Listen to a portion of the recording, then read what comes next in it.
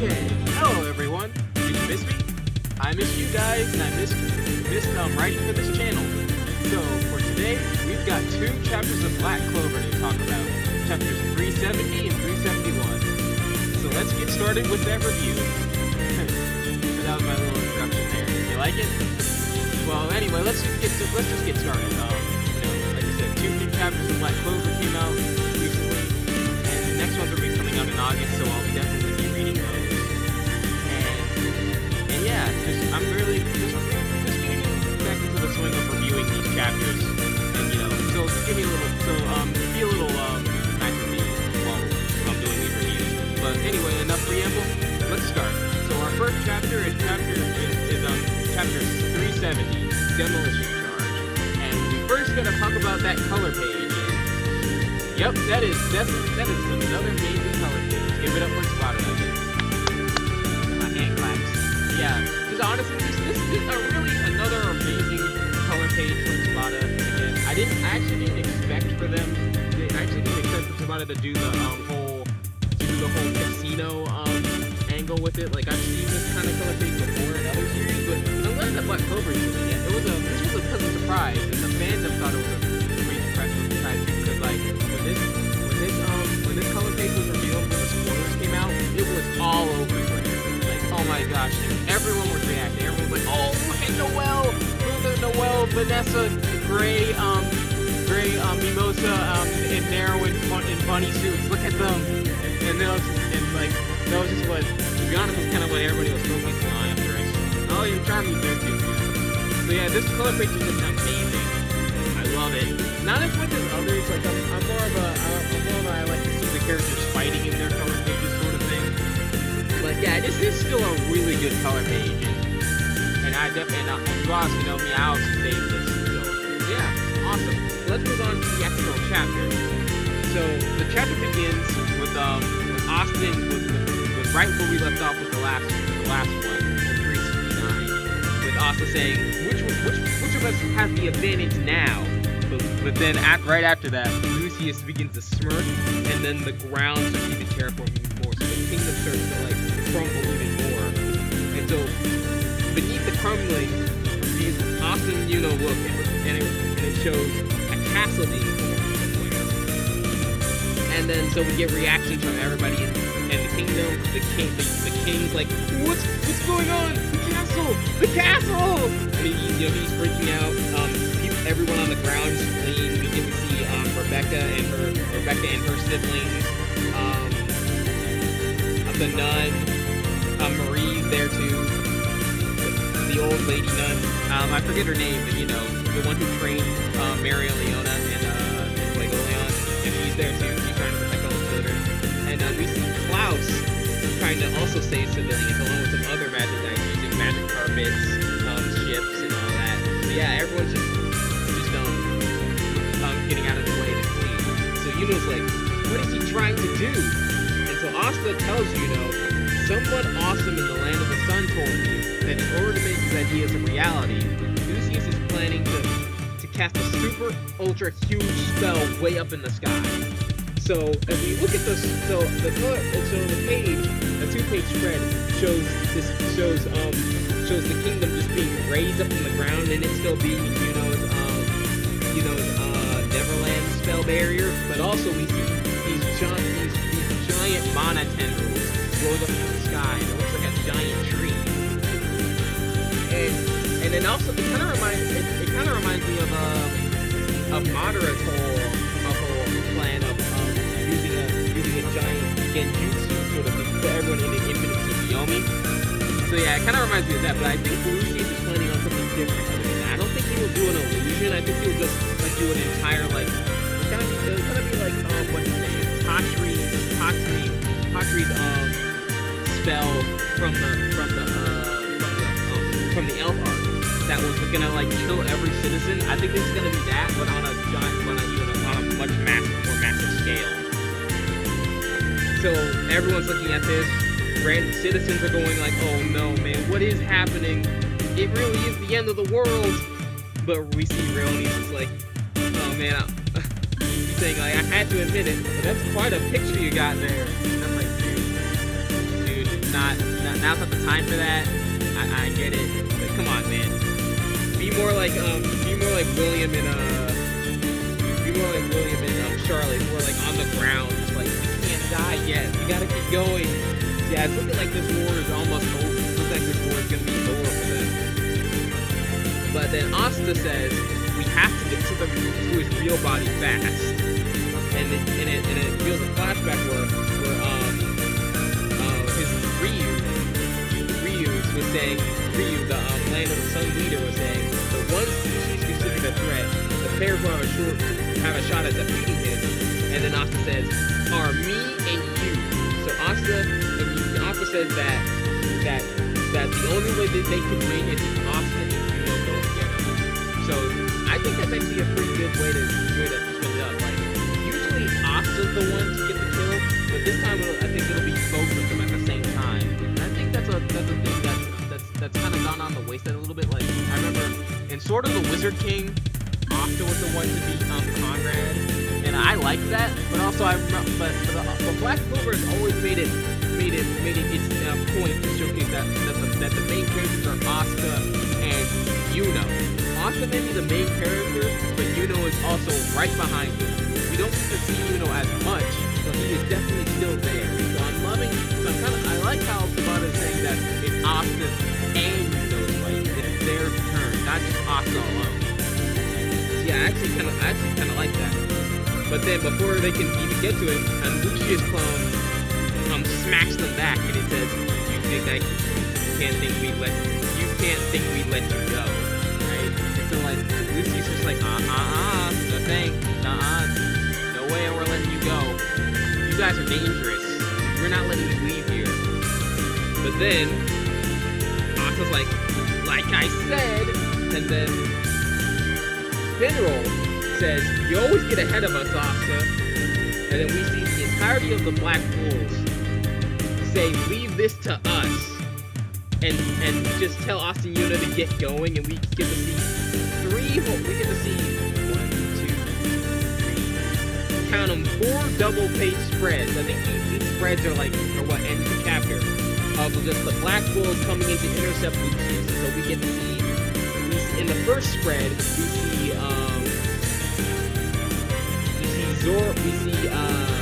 Zora, Finral, and Sakurai, and Charmy and her sheep block the Lucius clones that are in front of Asta and Yuno. In the next color spread, we see Gouache and Marie going to fight a Lucius clone along with Rill, and then on the second page, we get to see Vanessa and Gray attack the Lucius clone that's with Noelle and her mother. So I'm actually interested to see what's going on there. And then the next color spread, we get to see Gordon power up Charlotte and Rill with his poison, which I didn't even know he could do, which is actually pretty interesting. And then we see Nox and Ichika flying in to protect Yami from a Lucius clone and Morgan who attacked Yami a few chapters ago. And then the last spread we see the Black Bull base covered in anti-magic attack a Lucius clone. And then we see Magna and Lux say, go get him, Asta! And then Asta and Yuno kind of using this chance, fly past Lucius in this awesome spread where we get to see Asta and Yuno fly past him in their forms. And then Asta says, "Yes, sir!" And that's the end of the chapter. So yeah, pretty decent chapter, but to be honest, it's more setup than anything. Like, it was kind of just more what's going to happen. But I am glad that chapter exists, because this is showing the battle lines. Who's helping who's gonna be there when they're there. So we have Zora, Finral, and Sakurai.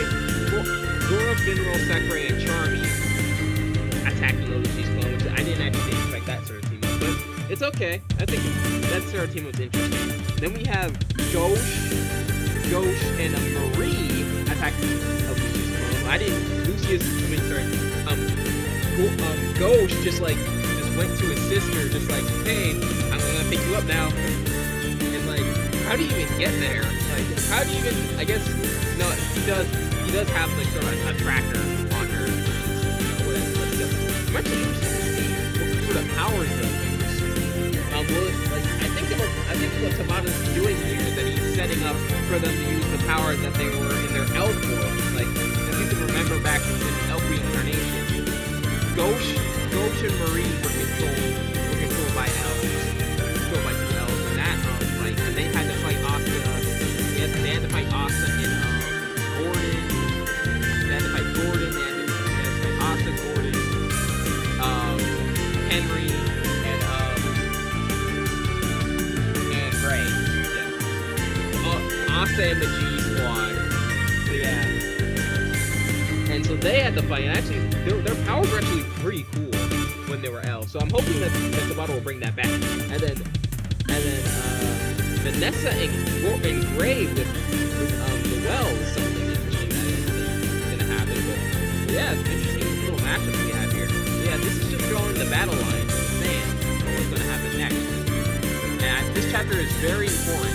It may seem insignificant right now because we're just in setup, but this is definitely necessary to have. So now we know who's fighting who and where they're going. And we also know that Austin, aren't going to be staying around for much longer. They're going straight for the real movie. So I'm super interested to see how they're going to do that there. So yeah, I'll talk a little bit more about all the chapters as a whole, but for now that's chapter 1. So that's chapter 370, but there were 2 chapters. So let's move on to 371. 371 is called Immortal Souls, and we begin with Marileona, where Marileona and Morris's fight. We go off from that fight, and we see Marileona's subordinates getting killed, getting torn apart by Morris and Maddie. So yeah, they all got torn apart, and so Morris said. So he's rejoicing, saying, "Are all those annoying incompetents dead now?" So yeah, Morris is just like, forget this. I'm killing them all. They're all out of the way now. Now it's just you and me. And so in that case, I'll show you some real living shit. And so Morris uses a new spell called Earth Magic, March of Holy Fools. March of Holy Fools starts making you clone around soldiers to go and attack them. Artificial souls into the ground and make clones and make earth clones out of them. Kind of like souls magic, but definitely a lot stronger. So they go to attack, and so Marileona's kind of getting overwhelmed, and their regeneration is insanely quick too. So even when Marileona hits them with fire, they regenerate almost instantly. And so after this, we get to hear Morris's whole thoughts on this. And this is great. Now we get to hear Morris's whole philosophy, which is something that people have been looking to hear for a while now. So I'll read his monologue word for word. It starts with him laughing and then saying, I identify with the way you sacrifice your incompetent and aim for the top. The dimmer the person, the more they preach ethics. They rot away, unable to accomplish anything. In that case, they should become my research material. Serving as fuel for new magic gives the bare minimum of meaning to the fool's lives. However, no amount of piecing half-wits together let me overcome the world's natural laws. Even so, I persevered. I didn't rot, and as a result, God chose me. He granted me magic which let me tap into knowledge and abilities fully, the power to destroy everything and the power to create life. My days of hard work weren't wasted. So yeah, there's a lot to unpack there. There's a lot to think about with that line. So pretty much Morris is saying that the weaker a person is, the more they hold on to ethics and the more they die. And I think that's the thing that's shown in Black Clover. One thing I've noticed in Black Clover is that there have been a lot of types like Asta who end up dead. Like Alan, Xenon's friend who was just like Asta.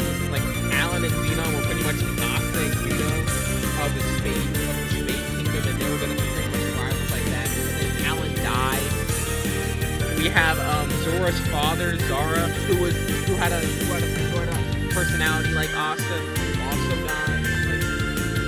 Like it's interesting how like the stronger you get in this, it seems like the stronger you get in this universe, the more you lose ethics and morals. And I think that's pretty interesting. Like yeah, there really has only been one kind of. There has like the more you preach ethics, the more you'll eventually just lose the people who throw away those ethics for more power. And I think that's actually pretty heartbreaking. Like it's heartbreaking to think about that. Like there have been so many people like Asta, but they didn't have the strength, and they end up dying without accomplishing anything. And I'm glad. And Morris is the one to highlight that, which is interesting. So Morris decides that they should just become useful. So they'll actually become useful in the end.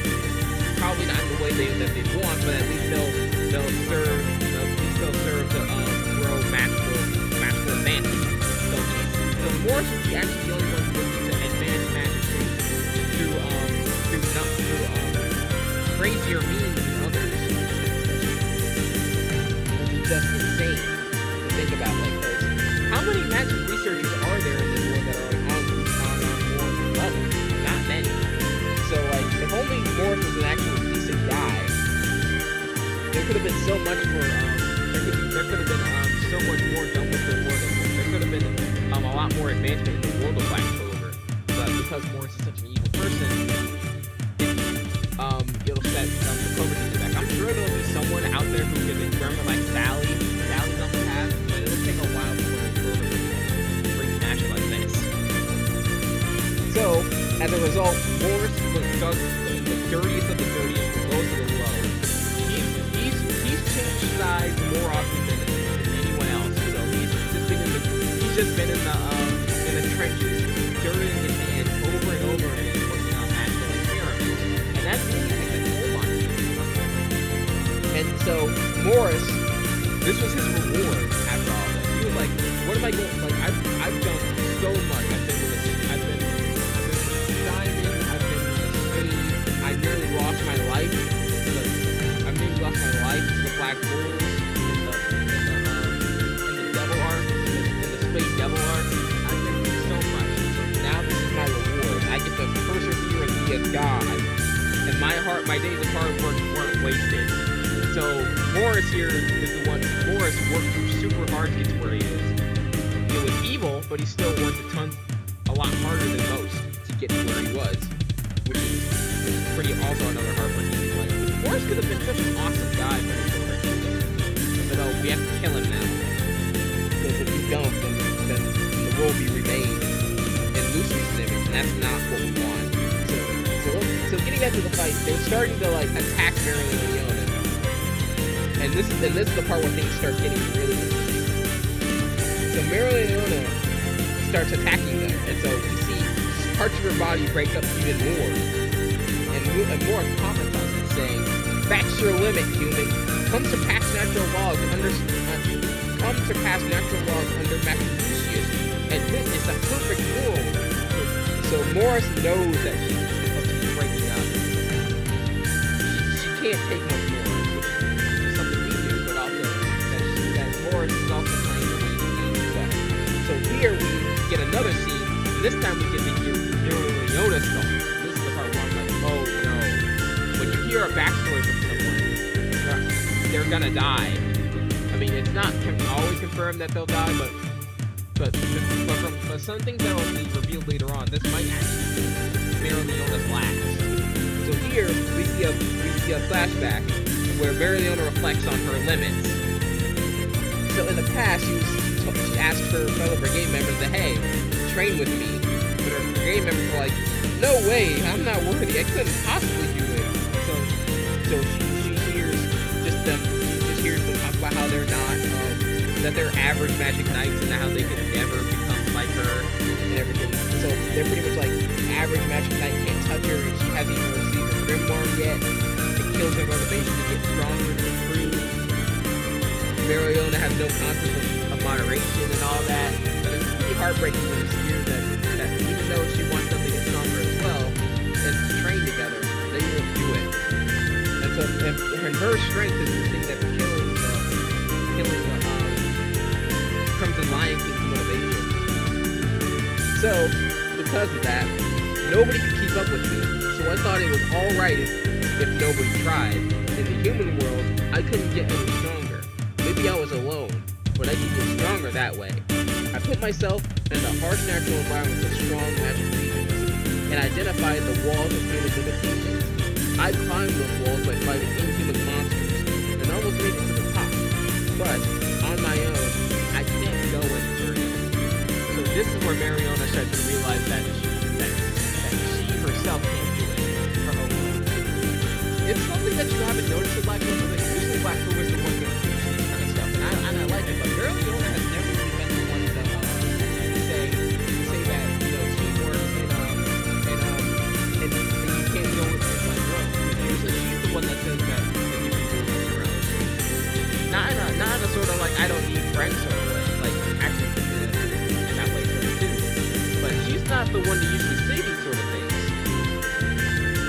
But we get later in the chapter we see these hands reaching out to touch her, and those are the souls of her fallen comrades, of the Crimson Lion King. So in the flashback they say, "Please train us, Lady Mariona." And so they just the Mariona remembers that they just constantly mess up and that they can never get to a certain level of strength. So it tells them that, you know what, just forget it. There's no way you can get to my strength. Stop trying. I'll do it on my own. I'm the only person that can do it. Like that. That's what she thinks. But then they say, we may never get there, but even so, please let us try to match that strength of yours. And then, right after that flashback, we see Fuegoleon show up. And I was like, glad you made it, bro. You're not just gonna let your sister die. Now all we need is your little brother to show up. Still hasn't shown up yet, by the way, to come in and everything will be alright. Come on, Leo. Don't let your brother and sister go out like this. I'm still rooting for you, bro. Like, you disappeared, bro. Where are you? But anyway, Leopold aside, we see Fuegoleon use the salamander to take out like a ton more of those clones that Boris made. And so now that brother and sister are together, Mariona says, I wasn't waiting. It says, just now, I got it. I am constantly surpassing my limits. So now she makes a new, so the earth starts to crumble beneath her, she's making a new spell. And like, the spell is called Ultimate Flame Magic, Excellentus Leona. And this spell resurrects all of the Magic Knights that were killed by Morris during this battle. So all of the Crimson Lion King like spring back up in flame sort of form. So Mariona has the ability to resurrect her comrades in battle who have fallen, which is insanely OP. Like this now you know this game is serious. This game's moves are getting more and more broken by the second. So Morris is stunned by this spell. But the Magic Knights who were revived were like they're stunned too, and they're like, I'm pretty sure I'm dead. And so it's like, and so this is the part that's interesting. This is the part I'm gonna do a little bit headcanon, which I'm pretty sure is gonna be confirmed real once the fight's over. They say, Mariona says, don't think dying means you can take it easy. Even if you die, follow me, you fools. In the TCB scan version, she says, follow me into death. So, in my opinion, what I think is going on here is that Mariona only resurrected them for like as long as she has mana to spare. They'll be there as long as they're there. So they don't have any physical bodies to even go back to. But if Mariona runs out of magic, they disappear too when they're back to being dead. So I think this is only a limited time spell, which is interesting. Which also goes for Mariona's scene as well, which I think Macho takes on later on in this chapter. So the Magic Knights who were resurrected go and they start attacking the clone, and Morris is just like, what is this? Her brigade member's soul's resurrected? Is this even possible? And so Mariona's like, what you're leading are soulless clods of dirt. And Morris responds back with, even if I dismantle everyone here, you'll be finished. But he can't even do that because Mariona's firepower is even more intense. And she burns up all of Morris' hands in one go. And then Morris is like, it isn't working? No, she has no physical body to dismantle. Her body's completely transformed into mana. And this is where the theory kind of also goes in. Mariona's body also has no body left. She is just mana now. She has burned up herself so much that she has no physical body left. Which means, to me, that once this battle is over, Mariona's gone too. So I think this is death flags for Mariona especially. There's nothing left of her body. Either they have another soul to put her in, or this is it. Like she can't just be mana. She can't be mana anymore. Like her body, eventually she'll run out of mana and she'll disappear along with her brigade member. So I think Tabata here is planning for Mariona to die here. This is her final battle, which is bold because people love Mariona. Like people love Jack too, but like the Jack death happened and people were shocked about that. But Mariona dies, it's gonna be huge. People love her. If this is her final battle, this is gonna be insane. Like nobody can say that Tabata can't kill anybody now. He killed off one of the most famous. He killed off one of the most popular female characters in the series. So yeah, man, like I don't know what Tabata's plans are here, but interesting. I'll say that for a minute. So Morris is like, that's our territory, a realm that surpasses natural law. No mere human ever could. And then Mariona responds with, the men who risked their lives taught me the ideal shape of the human soul. And she's like attacking him over and over and over again. And his regeneration isn't working. And Morris is just like, what? No, what do you mean, no? You human fool, I was chosen by God. How are you doing this? And then Mariona's like, I don't care about your God. You get to feel our evolution. Couldn't you ask for more? Couldn't ask for more, could you? And Mariona just burns up Morris. And I think this is Morris' last, so I think he's dead now. So yeah, that's the end of 371. And yeah, that's the end of 371. Morris being defeated and / killed, and Mariona burning up along with her comrades. So yeah, that's it. That's it for these two chapters. So honestly, a little bit less hype than the two chapters previously because Black Clover was something like that. But overall, solid chapters. Like if I were to read these in a row, I wouldn't be complaining. But since the wait is so long, that's what makes it hard. And I think that I'm gonna talk about that a little bit. That's another thing. The wait. On Twitter, on YouTube, I see videos where it's like people are saying that Black Clover has no hype anymore. It's dead. I think the YouTuber's name is the Weed Commander, and he pretty much made a video called the title was pretty much is Black Clover dead?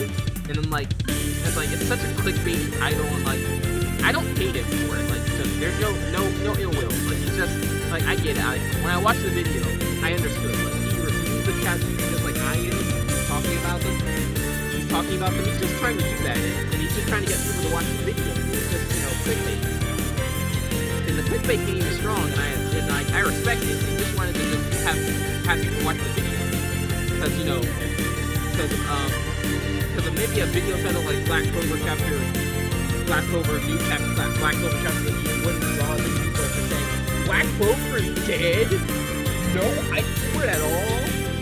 So I understand that, but it also made me think about it too, because I don't like it. Like that made me a little bit that's sad. Like like people think that Black Clover has no hype anymore, and it made me think about it a lot.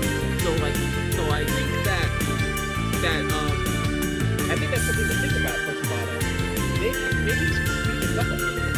I said that like I had a theory about how many chapters are gonna be left for this, and like who's gonna fight who, and like to be honest, I was mostly wrong on that. I was some of it I was right on, some of it I was wrong on. Like some characters screwed up with others that I thought about others things. Like I'm not upset about that, but like I think that Tabata should think about how much time he should put into this. If he wants to, if Shueisha or Shonen wants to gather these things, that's even a concern at all. Like I'll think about it in two ways. One, if Shueisha wants to gather new fans, then Tabata should finish this quickly. Maybe he should focus on start like wrapping this up a little bit quicker. Maybe you should move on to options. Maybe show a little bit of the Black Clover fight maybe a little bit, and then have a chapter for just Noelle and Yanni, and just have them have their chapter, and then maybe save the entire fighting for the Black Clover for one chapter, just to speed this along. But there's also the fact that we fans are too. No matter what, I'm a Black. You know me. I have Asa as a profile picture. I'm a huge Black Clover fan. Black Clover is my favorite shonen. I'm gonna be here no matter what. When these chapters come out, I'm always there. No matter. I'll tell if Tabata can hear me, if Tabata or Shueisha can hear me, I will always be here.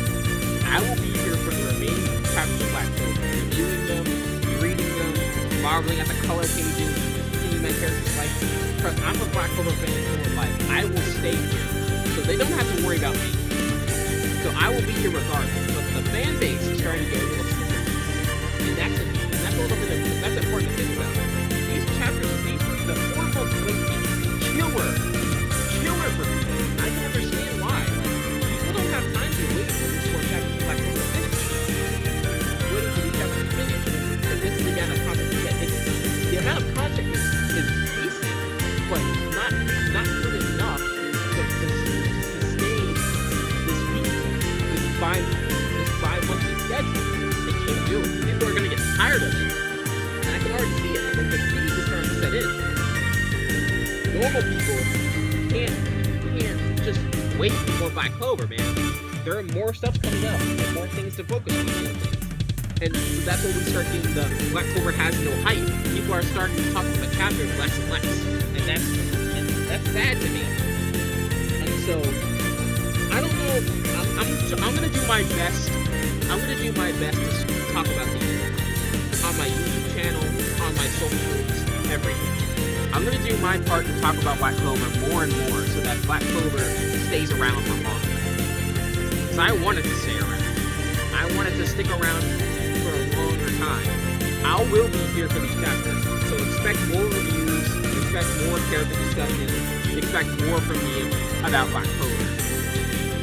Just expect a lot more from me in that area. I'll be talking about it a lot more on my channel, on my social media, everything. To do my part to keep Black Clover in the public consciousness. But I don't think that Black Clover is less hype. I think it's more hype than it ever has been. Not reaching the height that it did in Elf Art, but very close to it. So I believe that talking about Clover a lot more will be something that'll be conducive for my channel, which I will do in the future. So expect more of that. But in any case, good chapters, both of these chapters. I think I like 370. I think I like 370 more than 371 because I like just Octavino more than Aaron. But I can see why people weren't really like.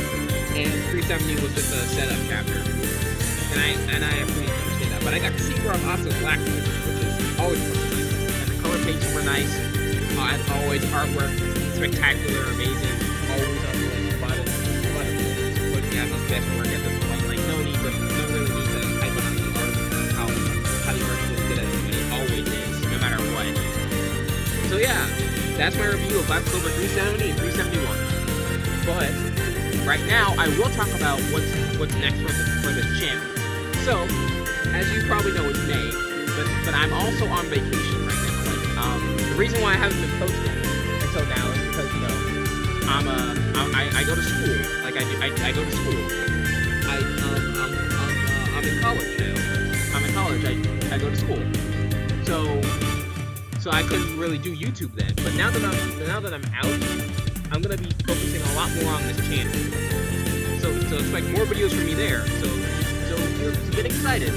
I'll be putting a lot more stuff about Black Clover reviews, like character sketches. I'll also be talking about other things that interest me, like the I don't know if you know, but the Power Pro series recently released the opening animation for the newest game, Power Pro 2024, which is the 20th anniversary, which is the 30th anniversary of the series, which is gonna be spectacular. Like I've done gameplay videos for MLB Power Pros on my channel, so I'll also be doing reviews and playthroughs on the other Power Pro games as well. So expect those on the channel as well. And I'll be focusing more on this channel. I'll be putting up gameplay videos of the Power Pro series, but I'll also be putting up stuff for my resume, because I also have a resume up as well for my game classes. Like I'm trying to become a game designer. That's my major. And I'll be putting up a lot more gameplay videos. I'll be doing Unity projects as well as in general working on game projects that I think are interesting, and I'll be doing a lot of that. So pretty much just expect a ton more from the channel, and I hope you're all excited for that.